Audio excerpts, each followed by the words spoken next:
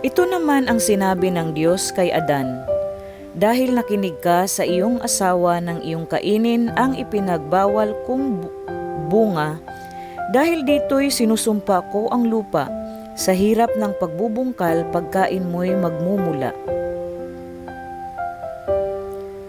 Mga damo at tinik ang iyong aanihin, halaman sa gubat ang iyong kakainin. Sa pagod at pawis pagkain mo'y manggagaling, maghihirap ka hanggang sa malibing. Dahil sa alabok doon ka nanggaling, sa lupang alabok ay babalik ka rin." Eva ang itinawag ni Adan sa kanyang asawa sapagkat siya ang ina ng sangkatauhan. Ang mag-asawa'y iginawa niya ng mga damit na yari sa balat ng hayop.